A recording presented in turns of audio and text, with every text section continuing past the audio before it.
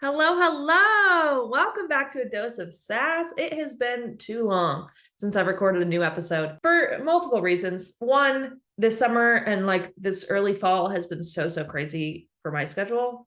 I'm exhausted. I've been so go go go, which has been great. Like I've done some great things. I've seen some great people, but I've hardly had time to do like catch up on the things that I want to do, like recording new episodes. And secondly, there hasn't been like a ton for me to talk about. I mean, there are plenty of things I could find to talk about, but also I have, not to brag, I feel like I have a lot of great episodes out that I'm like, when somebody asks me a specific question, I'm like, great, listen to this one. Great, listen to this one. Like I have my core stuff that I just keep resharing. I don't want to like keep repeating myself in a podcast episode. Like I'm getting requests for, navigating the holidays where all this around body image and food and things, which is absolutely topical. And I will talk about that, but like I talked about it last year. So I'm like, do I just re-release that episode? Like go listen to that one, I don't want to say the same things and call it a new episode. So we'll get there.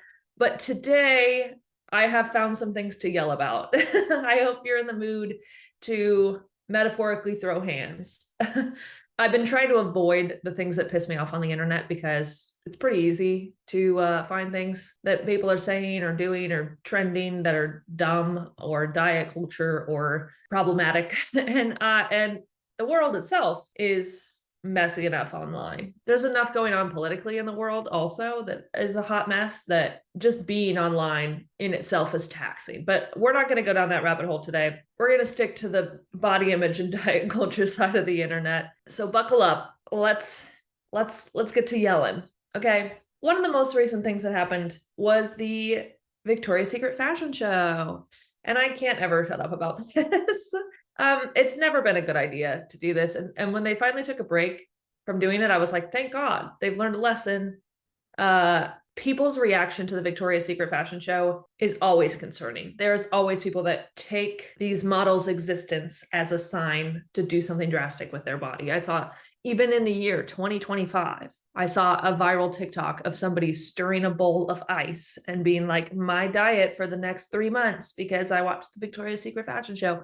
That's the kind of crap that happens when you do something like the Victoria's Secret fashion show, and they're still doing it, knowing the consequences, knowing the effect it's going to have on not just women, but teenagers, especially. Beauty standards and society is already hard enough. Social media already makes it hard enough. And then you're going to parade all of the best of the best bodies as the standard and just add fuel to the fire.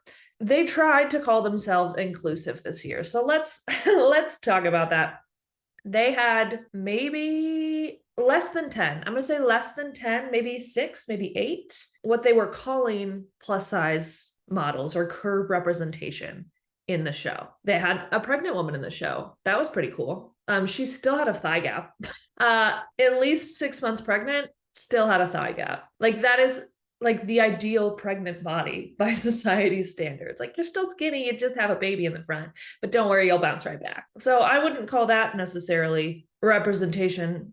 It is a little diverse, I'll appreciate that. And she was a woman of color. But the curve models we included, we have the classic Ashley Graham. Let me just say, I'm tired of Ashley Graham.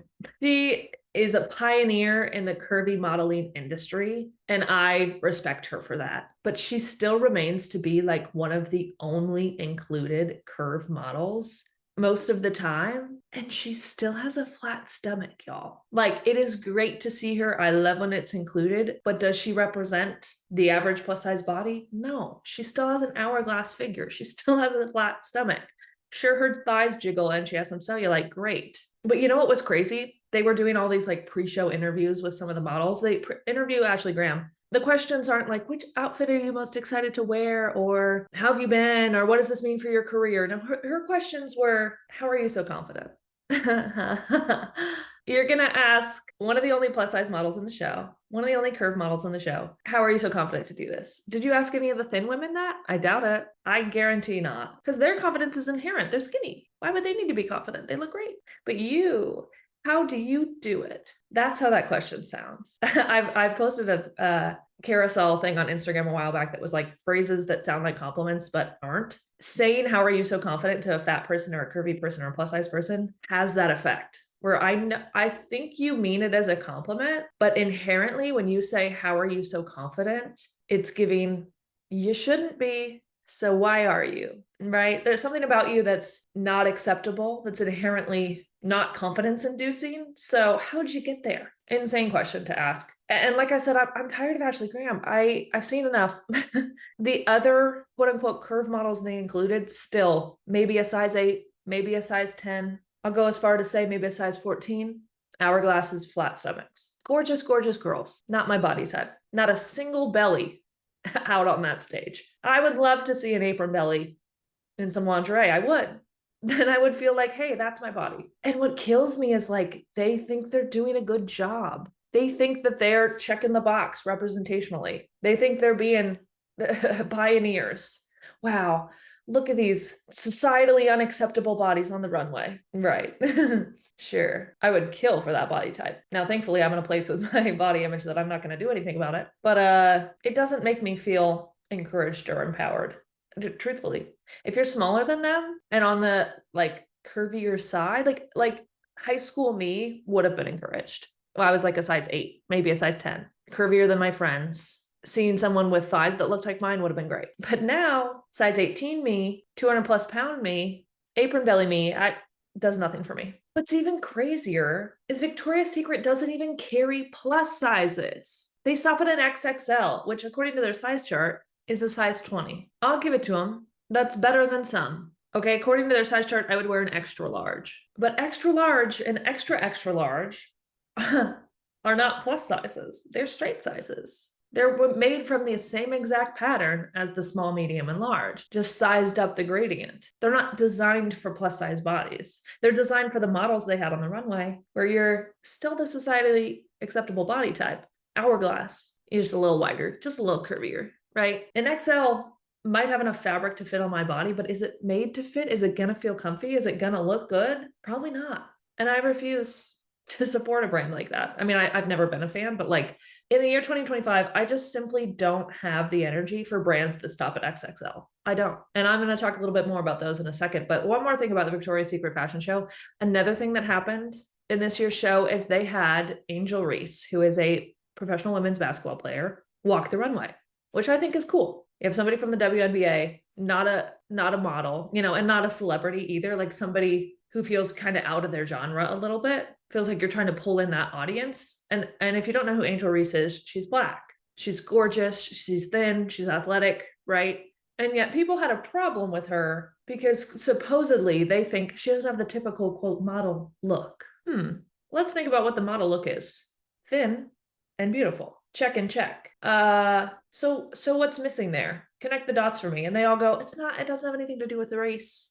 No, it has nothing to do with race. It's just like her face structurally is like maybe not. They're jumping through all sorts of hoops to try to say, I don't like that Angel Reese is Black walking the runway. Like that, sorry, bottom line, that's what it is. She's not a model and she's Black, so like why is she here? That's what people are saying about this gorgeous woman. They think she doesn't fit the brand. Oh, so you're literally just admitting that you think Victoria's Secret is for the thin white woman. Perfect. Right. I love the social and political climate of 2025.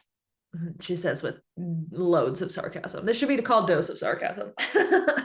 And of course, there's plenty of people mad about the curve models on the Victoria's Secret fashion show. I don't care. They're always going to be mad. I'm mad for different reasons. So let me go back to brands that stop at an XXL.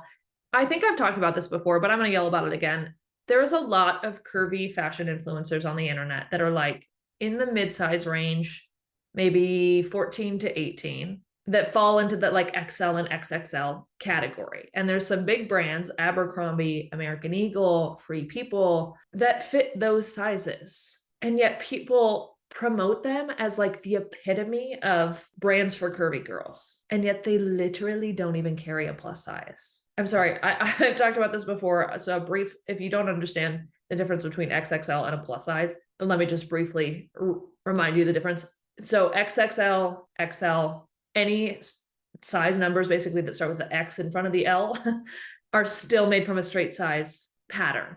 So they're not designed for extra hips, extra belly, extra arms. As soon as you cross over into 0X, 1X, 2X, that's a whole new pattern. Fit on a curve model, fit on a plus size model, designed for plus size bodies. The fit is totally different, as it should be. Our bodies are very differently shaped. So these brands carry up to size 20, 22, 24 in an XL, in an XXL. That's not inclusive. It's just not. If I fit in their largest size and I promote this brand as like, girls, run, don't walk. Only girls my size and smaller can run, don't walk. I'm leaving out a large portion of the population, a large portion probably of my audience. If the average American woman is a size 16, maybe a size 18, I'm right in the middle of the size range. If that's where your brand stops, it's not inclusive. I don't know what else to tell you. And like, to each their own, shop where you want to shop, except maybe not American Eagle. And if you want to know about that, go listen to my Super Bowl commercial episode. But stop claiming that these brands are like doing the most when they're doing the bare minimum. They're literally doing the bare minimum, and they're doing more than other brands. Shockingly. But can we stop giving them their flowers when they don't deserve it? Good Lord.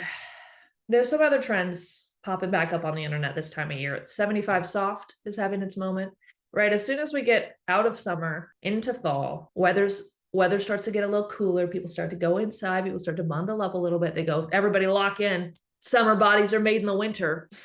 Shut up.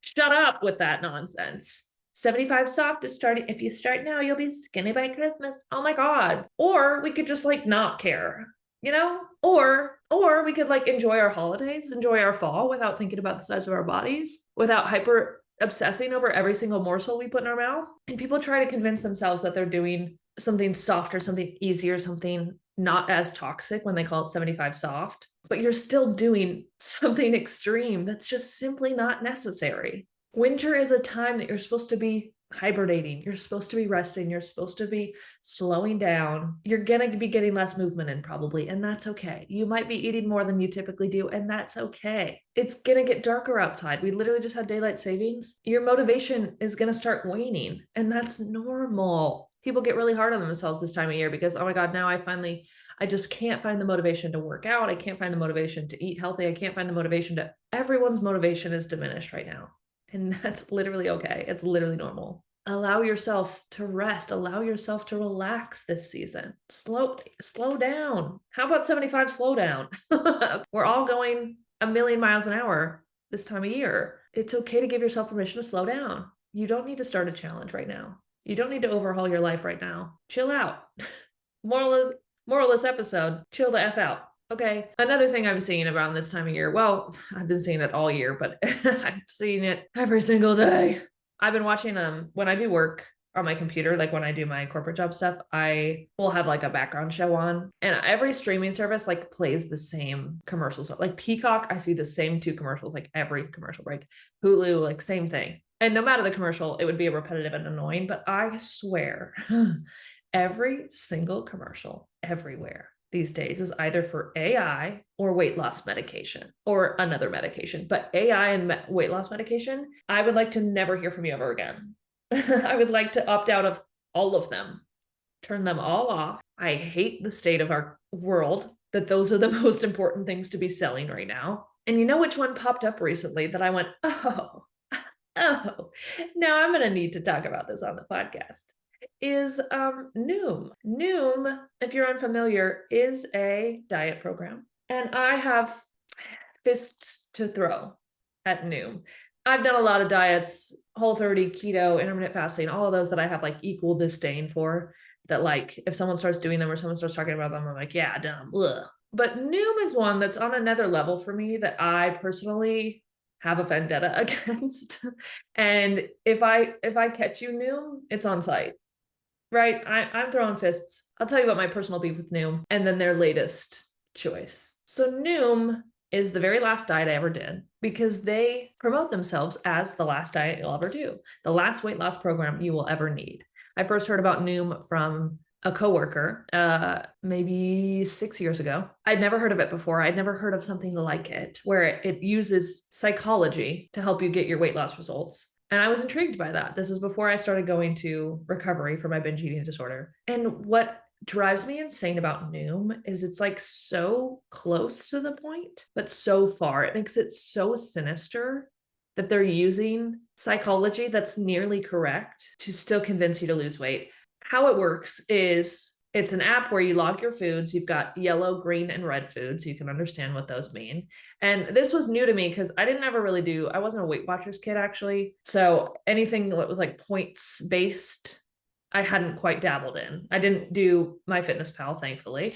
Wasn't a big calorie tracker. So this was the first time that I was like actually logging and tracking my foods. And it touted itself as like, there are no rules. There are no things you need to cut out. It basically a classic everything in moderation, right? You can have a certain amount of green foods, a certain amount of yellow foods, a certain amount of red foods. And of course, as soon as you introduce a system like that, if you're anything like me, you very quickly start to realize, oh, okay, the normal way I'm eating does not fit with the no rules they've got here. I'm eating some red foods, I'm eating some yellow foods, I'm maybe eating some green foods, not in color, in like category. So of course I'm immediately going to start lying about it. I'm immediately going to not be logging these things correctly because I don't want to go over my red food limit for the day. I don't want to go over my yellow food limit for the day. And the total calorie limit, probably 1,200 calories, 1,400 calories, which by the way, is enough for a toddler, not an adult woman. I was maybe 21 at the time. And the kicker and the thing that really gets you interested is at the same time of trying to manage your calorie intake and manage your red, yellow, and green foods, is it gives you these like learning lessons along the way. You learn the quote unquote why behind your eating habits and your whatever. It helps target your mindset around food. And like, I started reading some of these lessons and I wish I had more specific examples at this point, but it's been so long ago now. But like all of their marketing messaging targets the people that are like on the cusp of healing their relationship with food, right? I felt like that's where I was at. I hadn't dieted in a while. I was like thinking about being okay with my body, with my relationship with food. And I thought, okay, like here's one last thing. It calls himself Not a Diet. They say there are no bad foods. They say that they're anti-diet culture. They want to offer you food freedom. And at one point, I looked it up a few years ago, and their latest like Google sponsored SEO hit at the top of the thing was intuitive eating, Noom for weight loss. Like they co-opt the anti-diet culture words as their marketing tactic to get you to do their stupid weight loss program. That's why I want to throw hands, because it's so sinister. It's so close to the point. And actually, my grandma, who has struggled with her relationship with food and with her body image her whole life, did Noom a few years ago. I'm not sure if she still is, but she brought it up to me, not knowing that I had a history with it. And she'd come across it. And for her, she was never eating enough. And for her, I actually feel like it was somewhat beneficial for her to learn about her relationship with food and realize, hey, I actually need to eat more and I feel better. And she finally stopped caring about the number on the scale and the size of her pants. And this was like the permission that she needed, the almost not a diet. And for that, I'm glad, but that is not the majority of people experiencing Noom. Another problematic choice in their marketing is they tout themselves as being a good recovery program for people with binge eating disorder and bulimia. Like that's how they got me. I didn't know I had binge eating disorder yet, but I did. And it helped. I do think it helped me discover that about my relationship with food, but it certainly made it worse. They encourage you to like make better choices about food and like they say, don't cut anything out, but like, let's do some swaps and whatever. And I feel like they take this, like, we're your friend kind of approach, but the goal is the exact same as every single diet company ever. All that Noom is predatory in their marketing. They've gotten to the people that are toying with the idea of being anti-diet. And so that's what they call themselves. They go, anti-diet? No, we're not diet. We're intuitive eating. Learn how to listen to your body and eat in moderation. Those things don't go together. Intuitive eating is very, very different from a frickin' diet. Intuitive eating is not a diet. The literally number one first principle of intuitive eating is to reject the diet mentality. You cannot have those things coexist. You look up any diet, Noom is in there. Intermittent fasting, Noom, top result. And lately, the thing that's really pushed me over the edge is because I got a frickin' commercial, along with all the other GLP-1 commercials, for GLP-1s, microdosing GLP-1s from Noom, as if their truth has never been clear. Of course they're joining the GLP-1 crew, because that's where the money's at right now. That's the popular thing to do. That is the trendy thing for the 2020s. We're not a diet, we're a lifestyle. Here's your GLP-1 weight loss injection. At least they're being upfront about it now. Joke's on you. You thought this was anti-diet? We are literally for diet. We are the most diet. Oh, it's exhausting. I hate Noom. I'm going to link a couple other episodes about it because if you want to go down a rabbit hole about more reasons it's problematic. But the GLP-1 ad really, really pushed me over the edge. I'm so tired of the weight loss medication ads. I really, really am. I would love there to be an option on the television that I could turn them off. It makes me not want to watch TV at all, to be totally frank. That's why I like reading. Hate no weight loss ads in my books. Let's talk about some other trends while we're at it. There's this dumb thing that popped up. It made me laugh because somebody was stitching the video on TikTok and they were like, what is going on? But someone made a video that was like, this is what she says in the video. The short mid-face trend has had a chokehold on us long mid-face girlies. Here's some ways to like style your long mid-face. What does that even mean? We can't even have normal faces anymore. Now they're categorized into groups. I don't know what a long mid-face means. I don't know what a short mid-face means. One of them is a trend, apparently, that we should be leaning towards. How? How would we possibly alter our face shape? Oh, I can't remember if I talked about this or not, but I think I did. But remember when Skims dropped their facial shapewear that you wear at night? It's like a freaking ski cap that supposedly got collagen in it or whatever that's supposed to lift your face in the nighttime so that you can't even sleep in peace anymore. And maybe that's the solution to whatever a short mid face is. What? We're making things up. We're adding things to the beauty standards. For what? For what reason? Speaking of Skims being dumb, they released a pubic hair thong. Yeah. Gross, first of all. They've convinced us for decades that we should be hairless animals, and now hair is in. And since you've been shaving it all off or lasering it all off for your whole life, maybe you don't have it anymore. Here's a thong that makes it look like you do. Ew, first of all. Imagine just like buying one in a different color for grins. It's like putting a wig on. Let's see how this color looks. What? What are we doing? Are people actually buying that? And for what? It's like a G-string, by the way. Who's still wearing a G-string? That sounds like literally who's wearing dental floss for underwear. And now you've got dental floss with hair on it. Oh, gross. That's something I didn't want to see ever. Skims is problematic. You know what's crazy though? Is Skims carries up to a 4X. Like, love that for them. I will never buy from that brand because it's owned by the Kardashians and I hate them. But like they carry up to a size 28. They're doing better than a lot of brands. And I saw a creator I love to follow. Her name is Abby, the Abby Bible on Instagram. She posted something about, she was wearing like a Skims sweat set and somebody in her DMs was mad at her for promoting the brand. I think she just linked it on her story. She wasn't even doing like an ad for the brand. She just linked it like a normal creator. And somebody commented and said, wow, didn't know you support fascists, womp womp, because the Kardashians themselves are politically problematic. And she goes, this is what she says, definitely don't, but I'm a firm believer in putting the weight of responsible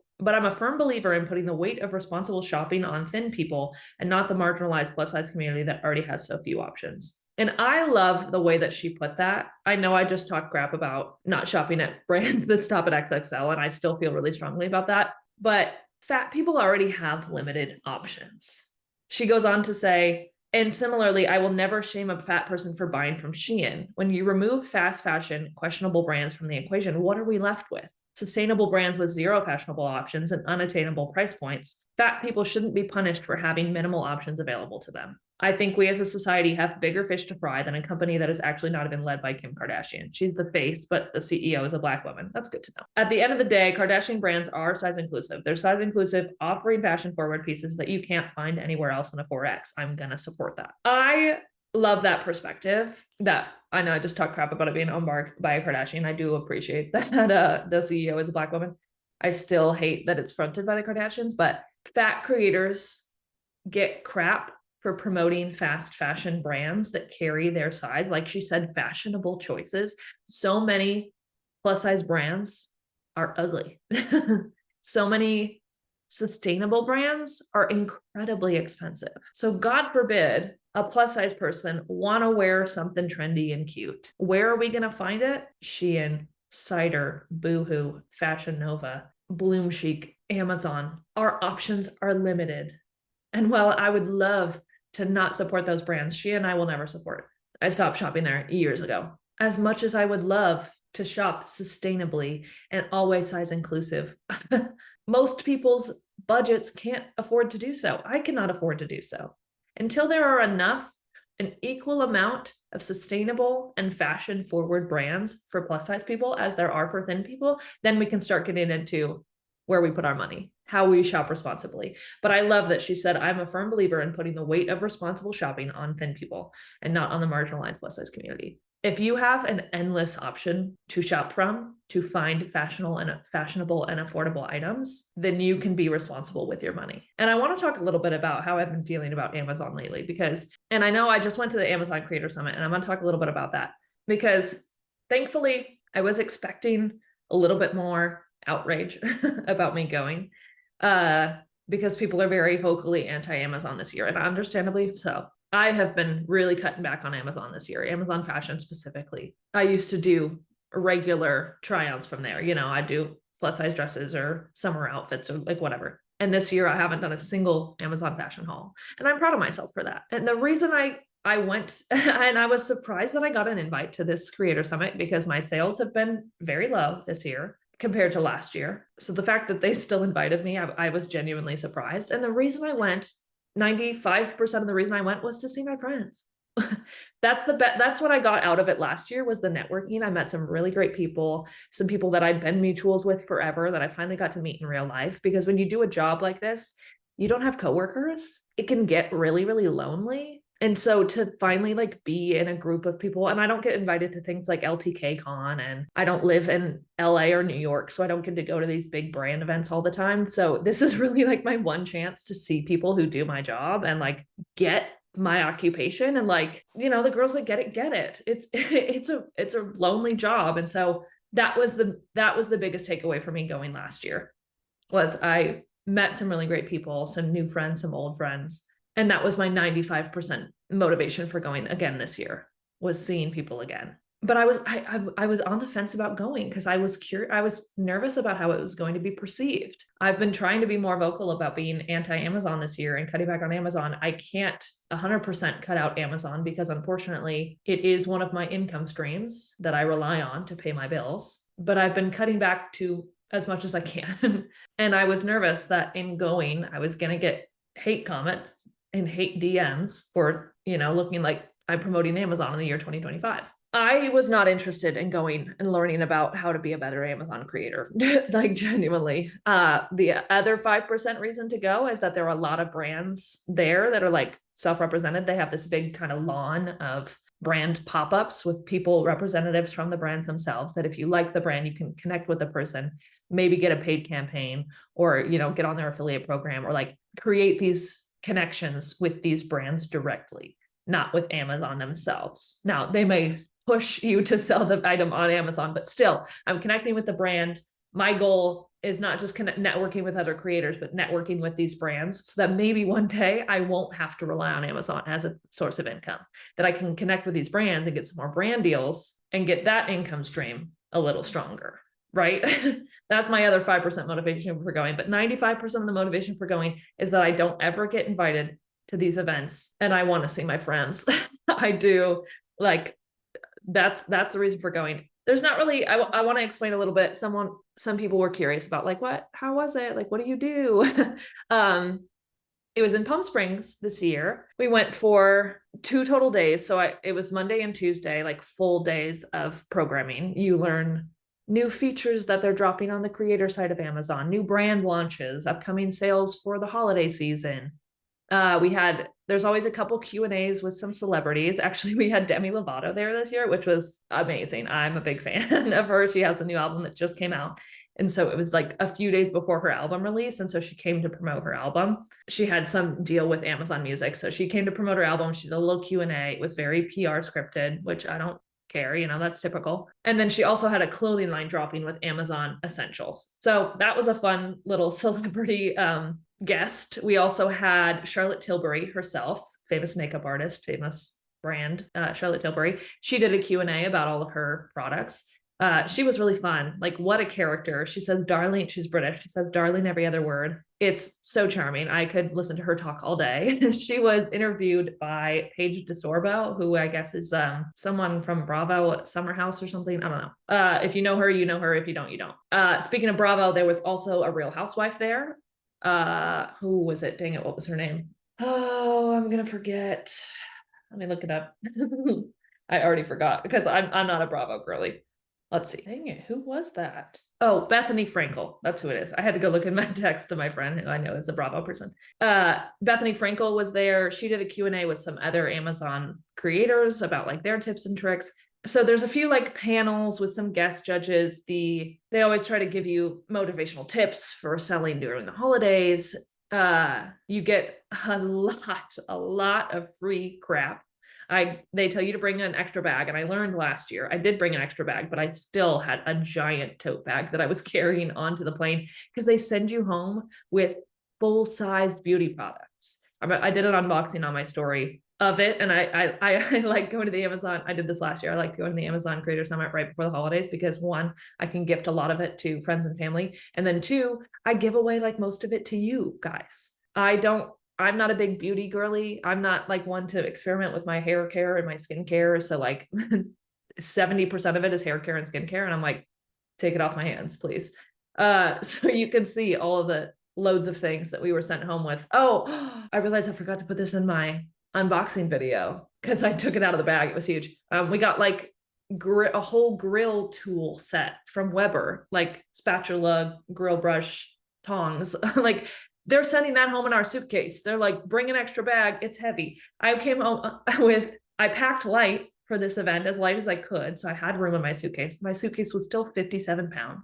Then I had another small checked carry-on. And then I had another duffel bag I took on the plane. I got 2 full pairs of shoes I went home with. I got towels and candle holders and a whole giant JLabs Bluetooth speaker that was like 10 pounds.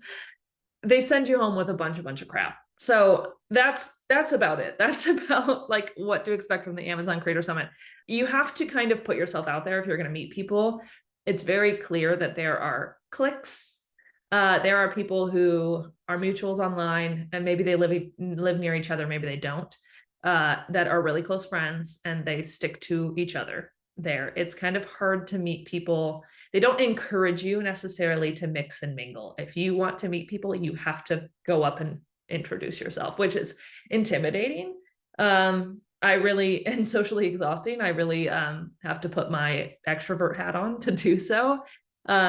Thankfully, I had a couple friends who I'd met last year that I could like stick around with. And I met one of my friends, Callie. I met her last year. She had been to all of these Amazon summits. They've done like 4 of them now. She's gone to a lot of brand events. She was kind of like took me under her wing last year and showed me the ropes of the summit. And then I was able to, kind of go my own way this year. But that was about it. We don't get paid to go, which sucks. We do have to pay our way there. We have to pay for our flight and our hotel. The hotel was like $500 a night. It is a business expense, but still. At least last year it was in Vegas and they gave us a discount for the hotel. This year, no, they did not. So that's annoying, but you do get sent home with free stuff. Like, I guess that's the incentive. And you meet other people and connect with brands and whatnot. There's like potential payoff. It's an investment, if you will, in your creator career. But I will say, like, being there for 2 days and being surrounded by all things Amazon, like they do a good job of motivating you. Like being surrounded by creators who are wildly more successful than me, I'm like, damn, that does make me want to do it. That does make me want to do it more. And I've shared in the past about like my hesitation to really go down the commit to the Amazon creator rabbit hole, because I've always wanted my platform to be more than that. I don't want to pigeonhole myself into being an Amazon girly, even though I know it could make me a lot of money. They shared that I don't know if I can share this. I'm sure it's fine because I don't know who it is. They shared that there were 6 creators who made over $100,000 in a month this last year. Over $100,000 in commission in a month from Amazon. that's insane. And like more power to them, because to get to that level, you've got to work a lot. That is a lot of content you're putting out. That is a lot of like effort that you are putting forward into your content. It's gotta be good content if it's creating that level of sales. And like, I'm not gonna lie, that's motivating to hear. I go, damn, I could be making that kind of money. Like that sounds like it would make my life better. But would it fulfill my soul? No. I just know that. As soon as I start to share a little too much about Amazon, I get burnt out. I feel icky. I want to be known for being impactful for your body image, for your confidence, for your acceptance of your body, and not because I sold you a pair of shoes on Amazon, because I sold you a Stanley Cup. You know what I mean? Like, and that's my dilemma. That's where I kind of go back and forth.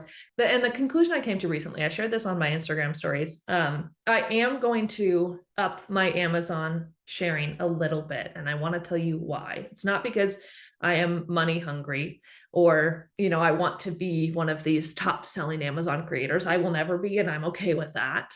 But there are, just during their prime seasons, and during like July's prime sales, during October's prime sale, and then during the holidays, the Amazon Influencer Program has these different sales tiers that you can hit. So typically, I'll tell you how it works. Typically, every creator has a minimum sales goal that they're trying to hit, and then they receive a gift card. If you hit a next level tier, you get the gift card and a flat fee.